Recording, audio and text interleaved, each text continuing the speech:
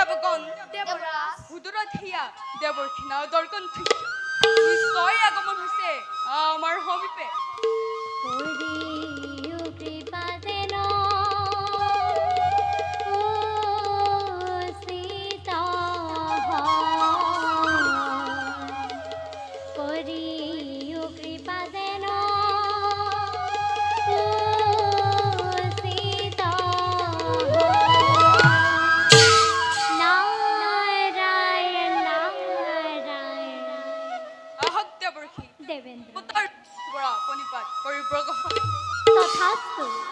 দেবৰাজাৰ সম্বন্ধিতে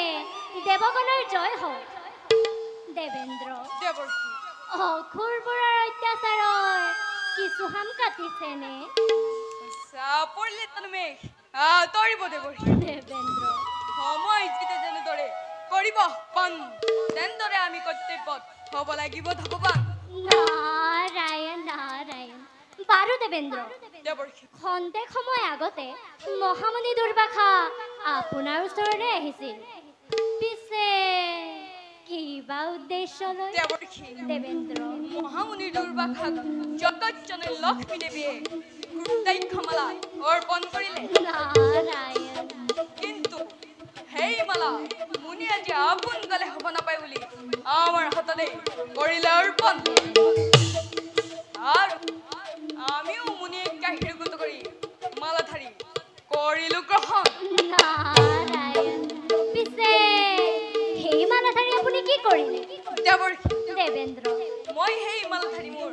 প্ৰিয়তম ভৃত্যা শশীৰ গলত অৰ্পণ কৰিলো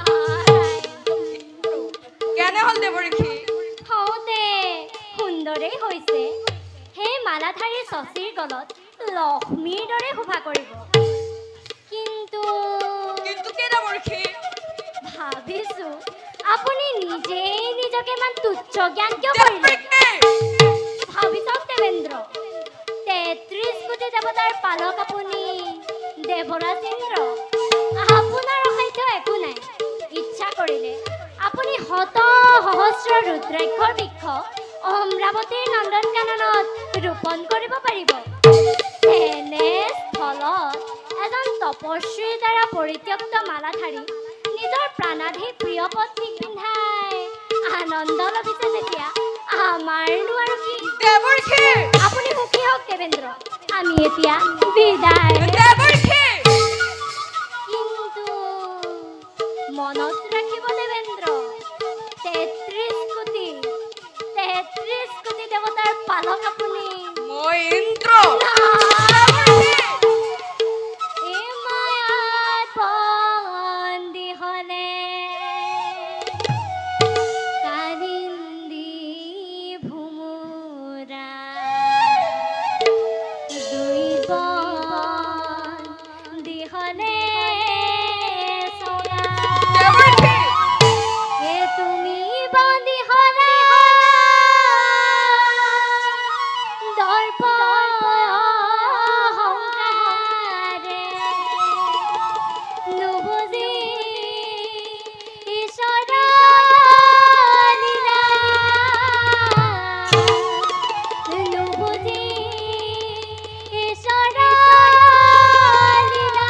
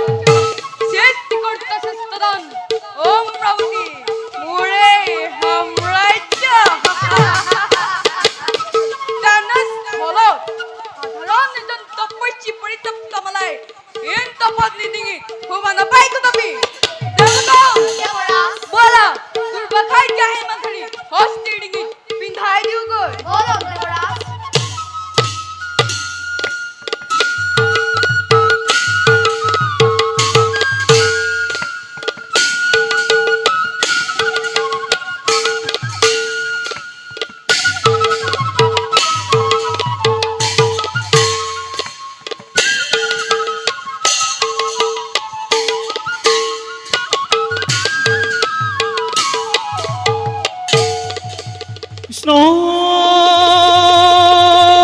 কৰি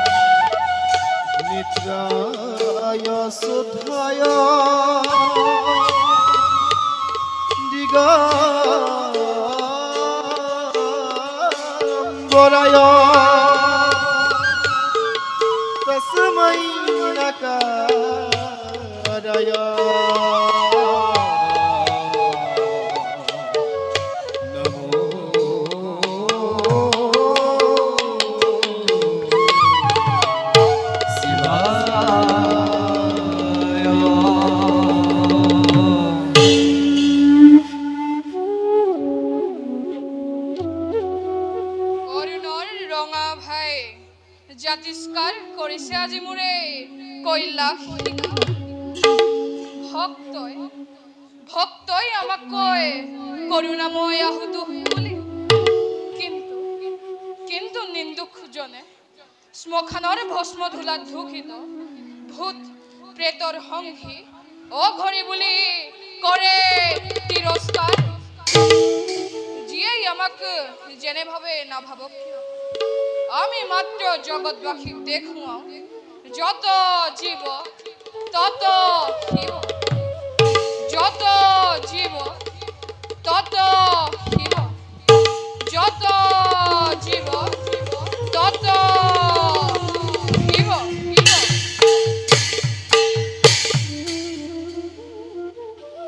সৃষ্টিকৰ্তাই এই বিশাল সৃষ্টিত নাৰায়ণে পালনৰ দায়িত্ব কৰিছে গ্ৰহণ আৰু আমি যেতিয়াই অত্যাচাৰ অনাচাৰ বেদিচাৰ আদি হয় আৰম্ভ তেতিয়াই ৰূপ সংহাৰী অপশক্তিক শান্তি প্ৰতিষ্ঠা কৰোৱে জগতৰ বুকুত যাওঁ যাওঁ ଏବେ মই নিজ কৰ্তব্যত হওঁ আগ্ৰহ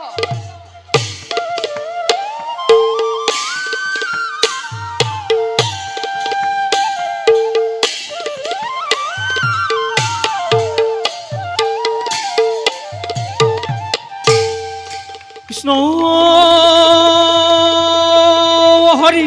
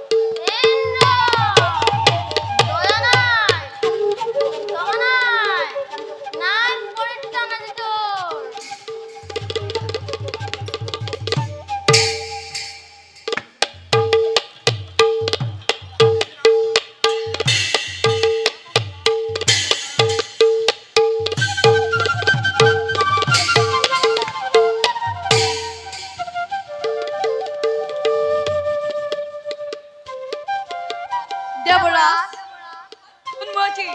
অতি চঞ্চল দেৱৰাজ বাও চকু বাও বাহু কপিছৰ গলে সন্মুখত দেখা পাওঁ যেন আগন্তুক কিবা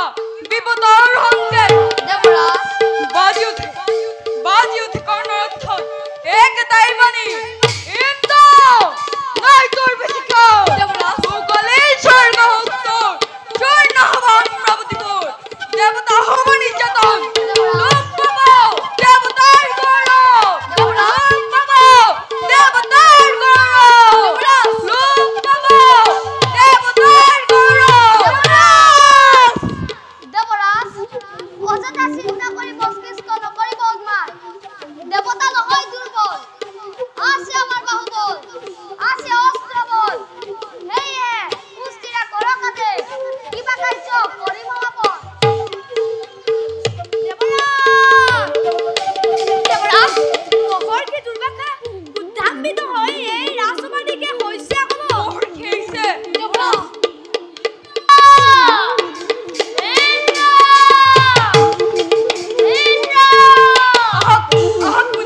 দেৱৰাজ গ্ৰহণ কৰ দুৰ্মতি ইন্দ্ৰ আজি তোৰ হেৱাত মোৰ নাই অৱশ্য ক শীঘ্ৰে ক মোৰ লক্ষ্মী প্ৰদৌ মালাধাৰী ক'ত শান্ত হওক মুনিবৰ মহাৰুত্তম কৰক সম্বৰণ এই অধমে কৰি আছো মই মহাপৰাধ সংগ্ৰামী নালাগে ইন্দ্ৰ প্ৰকাশ কৰ মই দিয়া মালাধাৰী কি কৰিলে হে মুনিবৰ মই অধমে মতি চন্ন হয় আপোনাৰ মহান মালাধাৰীৰ ৰাবতক কৰিলো পৰিধান মই দেহিৰ সাগৰত কৰিলে নষ্ট মোক ক্ষমা কৰক মুনিবৰ মোক ক্ষমা কৰক ক্ষমা নাই তোৰ দেখক জগতে দুৰ্বাগাক অপমান কৰাৰ পৰিণাম কিমান ভয়ংকৰ মুনিবৰ কোন হেৰা পাপাত নাই ইন্দ্ৰ মুনিবৰ ৰূপ দিছো মই ঘোৰ ব্ৰহ্ম মুনিবৰ জননীৰ মহালক্ষ্মী পবিত্ৰ মালাধাৰী কৰিলি নষ্ট মুনিবৰ আজিৰ পৰা তোৰ জ্ঞান লক্ষ্মী ভস্ত সমগ্ৰ স্বৰ্গ অশান্তিময় হওক পদে পদে দেৱতাৰ লঞ্চিত হওক কহে যদি অকস্মাতে আকাশ মণ্ডল এনে যদি নিষ্কশ্যপত গ্ৰহ নাথাক নক্ষত্ৰ তথাপিও ব্ৰহ্মবাক্য নহয় লংঘন ভোগৰ ক্ষমা কৰক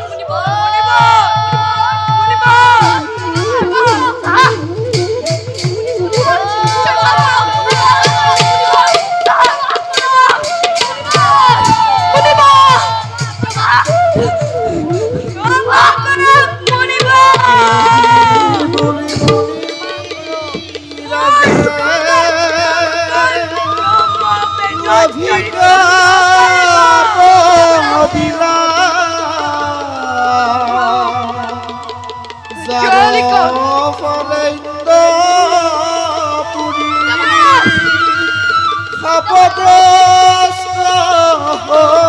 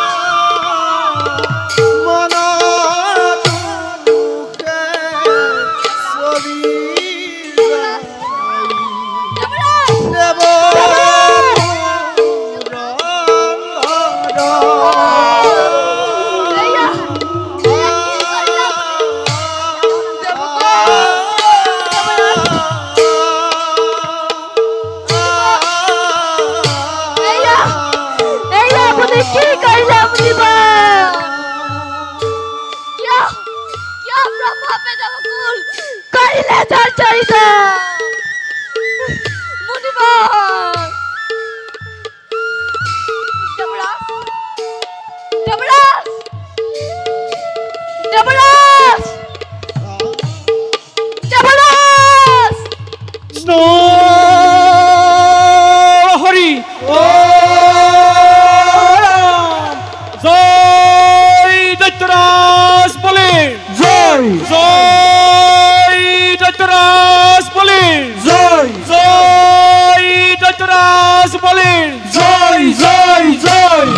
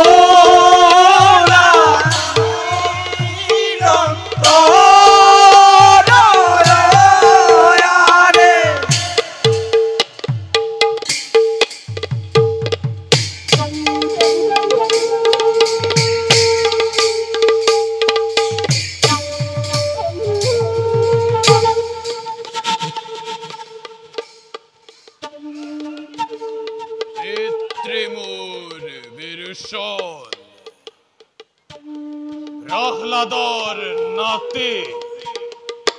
অযোগ্য দৈত্য বংশধর ত্রিলোক বিজেতাময় এই ধরনের অধীশ্বর ঋতমহ প্রহ্লাদর বাক্য মানে দেবান নৈক্ষ করি একাকার অহন নিক্ষেপ সময় বিষ্ণুর যুগল শরণ তথাপিত বিষ্ণু মুখ এতি আলোকে দিয়া নাই দর্শন হব নাকি পূর্ণ মোর মনৰ কামনা লাভ কৰিব নোৱাৰিম নেকি মই বিষ্ণুৰ যুগল শৰণ হে প্ৰভু নামি আহা প্ৰভু তুমি গোলক ধামৰ পৰা আৰু এই বলিৰ অখন্ত হৃদয় তুমি কৰাহি শান্ত প্ৰভু কৰাহি শান্ত কৃষ্ণ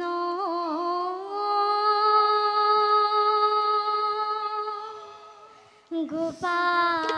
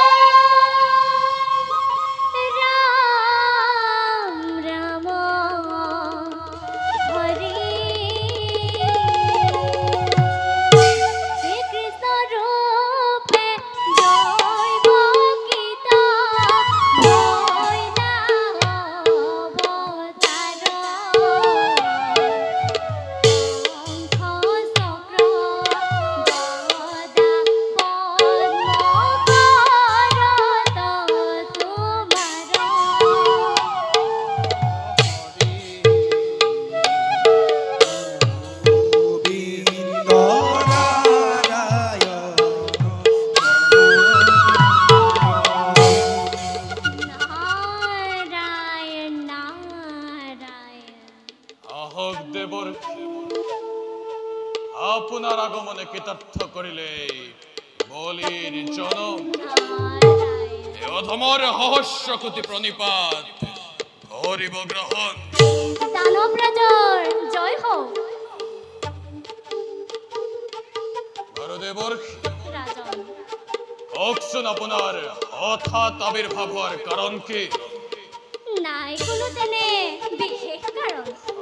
বহুদিন দেখা নাই তোমাক, সেইবাবে চাওঁ বুলি আহিলো এবাৰ। কিন্তু হে বিৰোচন নন্দন, দেৱৰ কিয় দেখো আজি তব বিষাদিত মন? দেৱৰ ৰাজন শৈশৱৰে পৰা একান্ত মনে পুজি আছো মই নাৰায়ণৰ যুগল চৰণ। নাৰায়ণ কিন্তু নাৰায়ণে এতিয়ালৈকে মোক দিয়া নাই দৰ্শন। দেৱৰ্ষি শ্ৰীকালজ্ঞ ঋষি আপুনি, গতিকে আপুনি ইয়াৰ এটা উপায় দিয়ক, এইদৰে নাৰায়ণৰ যুগল চৰণ মই লাভ কৰিব পাৰিম। নাৰায়ণ হে ৰাজন, দেৱৰ্ষি নাৰায়ণ দৰ্শন লাভ কৰা এইটো নহয় ইমান সহজ। কিন্তু দেৱৰ্ষি কিন্তু কি দেৱৰ্ষি? তেওঁক লগ পোৱাৰ আছে মাথো এটি সহজ উপায়। উপায় উপায় কওক দেৱৰ্ষি, কিদৰে লাভ কৰিব পাৰিম মই এই নাৰায়ণৰ যুগল চৰণ? শুনা হে বিৰোচন নন্দন, দেৱৰ্ষি যদিহে তোমাৰ নাৰায়ণ দৰ্শনৰ বাবে প্ৰবল ইচ্ছা জাগিছে প্ৰাণত, হয় দেৱৰ্ষি তেন্তে তুমি তোমাৰ ৰূপৰী পুৰুষ হিৰণ্যকশিপু আৰু হিৰণ্যাক্ষৰ নীতি গ্ৰহণ কৰি সমগ্ৰ বিশ্বতে আতংকৰ সৃষ্টি কৰা। তেতিয়াহে পূৰ্ণ হ'ব তোমাৰ মনৰ কামনা। আমি এতিয়া বিদায়হে মাগিলো। যাওক দেৱৰ্ষি। নাৰায়ণ দেৱৰ্ষি তোমাক পৰম ঈশ্বৰ নমানি হৰি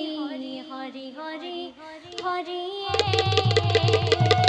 ও মহাহংকাৰে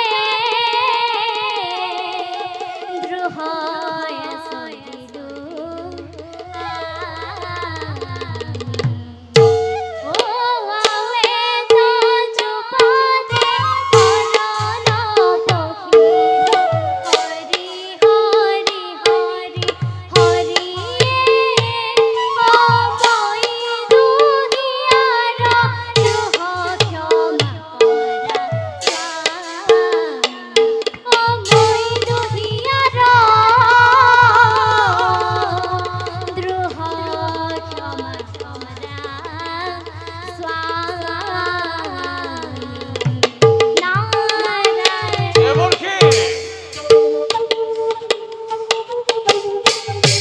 হে প্ৰভু নাৰায়ণ, আহিলা যেতিয়া তুমি মোৰ ভক্তিত তুষ্ট হৈ মোৰ সন্মুখত, আজি এই বিৰোচন নন্দন বলিয়ে দৈত্য নীতি গ্ৰহণ কৰি সমগ্ৰ বিশ্বজুৰি আতংকৰ কলি ঘোষণা আৰু নমাই আনিম তোমাক বৈকুণ্ঠৰ পৰা।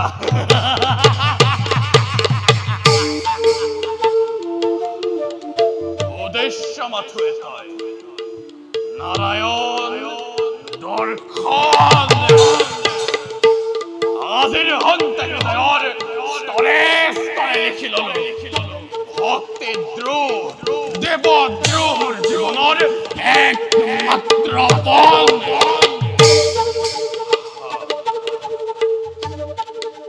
যাও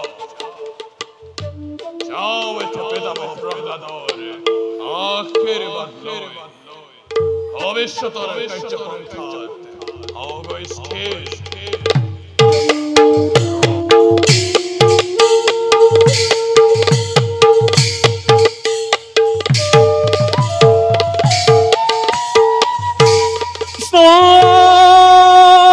হরি ও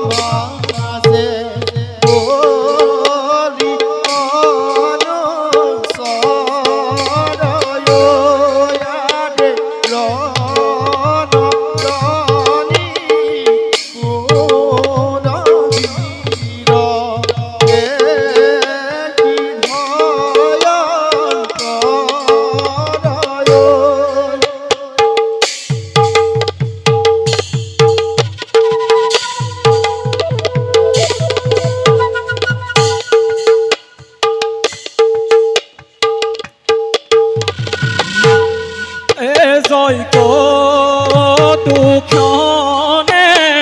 আইলা গোয়া সভার ভিতরে রাম নাম ঘোষি নর নিরন্তর থ ধিন ধে ধিন ধিতি তপ ধিধে ধিন ধে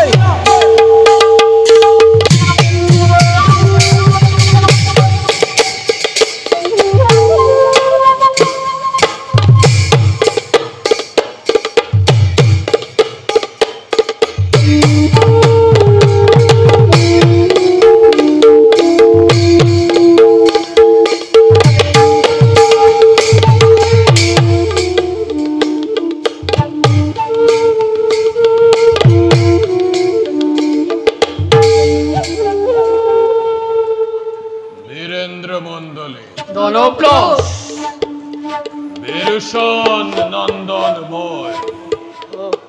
বহুত অযুত ঐরাবতর হত্যে হংসিতকারী নাম মোর বলি মোর বীরগণ মোর সকল প্রজায় সুখে শান্তিৰে কৰিছে নেব আৰু সকলোৱে ভক্তি কৰি কৰিছে হৰিৰ গুণ নাম কীৰ্তন কোনোবা ৰাজ শক্তি আহিছে নেকি আমাৰ ৰাজ্যৰ বিৰুদ্ধে দানবৰাজ সেনাপতি যিদিনাই মাতৃভূমি ৰক্ষাৰ নিমিত্তে প্ৰধান সেনাপতি পদত মাল্য কৰিছিল পদ সেই দিন ধৰি হৃদয়ৰ স্তৰে স্তৰে লিখি ললুৰ জননীৰ গৌৰৱ বিস্তাৰ জীবনেৰ একমাত্ৰ লক্ষ্য যদি শত্রু করে যদি আমার রাজ্য আক্রমণ তেন্ত দানবরাজ ধরি আনি তীক্ষ্ণ এই তরুয়াল হরে করিম আপনার রাজপুতক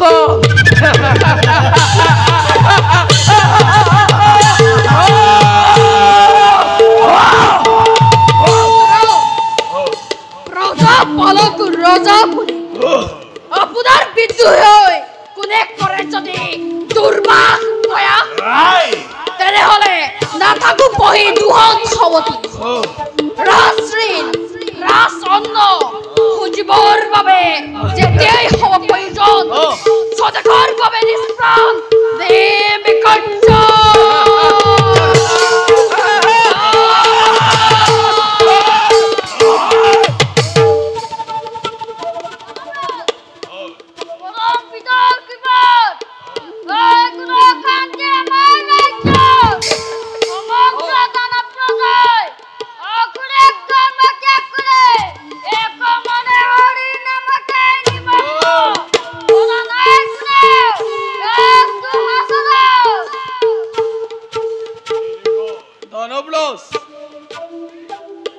যদিও বা মই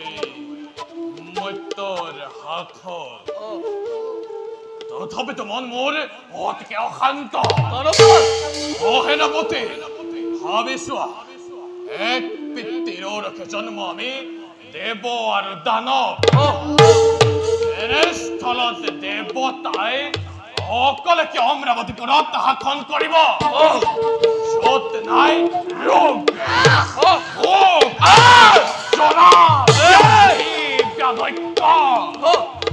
আর ইয়ার গর্বতে গর্বিত হয়ে এই অভ্রান্ত দেবতায় লাই বুকু শহীদ বারে বারে বিদ্রুপর বান হানে দানবর সমাজত আর হেই আমি প্রথমে অভিযান চলাম অমরাবতীপুরলৈ আর দেবতাক স্বর্গসিদ্ধ করে রাজ শাসন চলাম আমি দানব সমাজে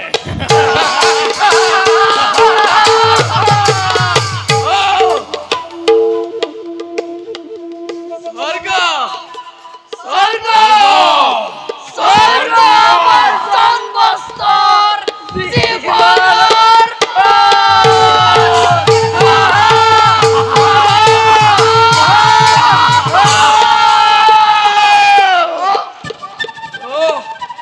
বীরগণ